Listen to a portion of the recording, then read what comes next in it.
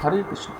তো ভগবান সমস্ত সমস্যা আমার ঘাড়ে দিয়ে দিয়েছেন, এরকম বলনেওয়ালা অনেকের সাথে আমাদের সাক্ষাৎ হয়। তো কেউ বলেন আমার রিলেশন ব্রেকআপ হয়েছে, কারো স্বাস্থ্য সমস্যা, কারো পারিবারিক সমস্যা, কেউ পরীক্ষায় ফেল করেছে, কারো আর্থিক সমস্যা, কেউ পরীক্ষায় পাশ করেছে কিন্তু আশানুরূপ রেজাল্ট হয়নি।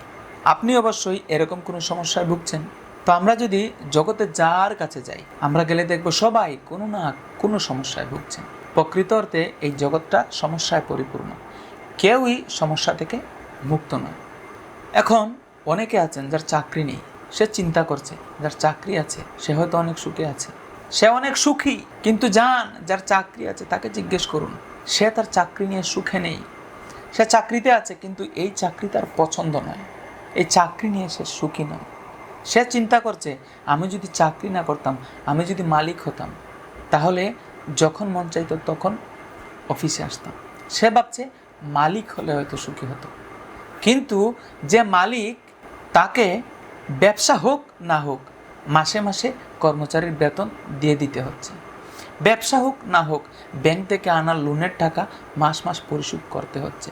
এবং মালিক চিন্তা করছে, আরে আমি যদি মালিক না হয়ে চাকরি করতাম তাহলে তার তো কোনো টেনশন নেই, কোথা থেকে টাকা আসবে, কোথা থেকে ইনকাম হবে, সে শুধু মাস শেষ হচ্ছে আর টাকা নিয়ে যাচ্ছে।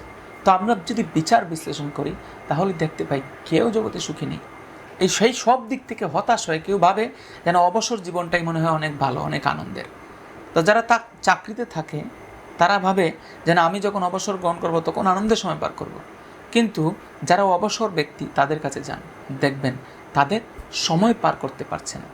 তারা সময় কিভাবে কাটাবে এটা একটা বড় চ্যালেঞ্জ। তো এই জন্য যে ব্যক্তি চাকরিতে থাকাকালীন সময় ভাবতো যে না আমি অবসর গ্রহণ করলে আনন্দের সময় পার করব, এই ব্যক্তি অবসর নেওয়ার পর ভাবছে যে না চাকরিতেই তো ভালো ছিল, খুব আনন্দের সময় কাটতো।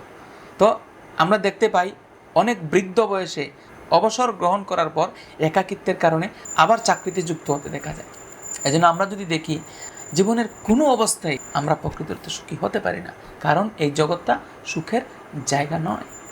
এতএব একটা কথা মনে রাখবে, সমস্যা ছিল, সমস্যা আছে এবং সমস্যা চলতে থাকবে। নতুন নতুন রূপ নিয়ে আরও আমাদের সামনে সমস্যা আসতে থাকবে। কিন্তু যারা বুদ্ধিমান তারা সমস্যা আসলে হতাশ হয়ে যায় না, সমস্যা আসলে হতাশ হওয়া যাবে না। এই সমস্যাকে আমরা যদি দেখি যে না আমাদের জীবনে অনেক সমস্যা এসেছে এবং চলে গেছে, আমরা ভাবি যে না আমার সাথে মনে হয় নতুন কিছু হচ্ছে, না, পূর্বে অনেকের সাথে এরকম হয়েছিল। এজন্য আমরা সমস্যা আসলে যেন হতাশ না হই। মনে রাখবেন কোনো সমস্যাই চিরস্থায়ী নয়, সমস্যা আসবে এবং চলে যাবে। রাত যত গভীর সকাল তত নিকটে। বর্ষা চলছে, বর্ষার পরে আবার শীত আসবে। মনে রাখবেন সমস্যা আসছে, চলে যাবে। এই জন্য সমস্যা নিয়ে এত বেশি মাথা ঘামানো যাবে না।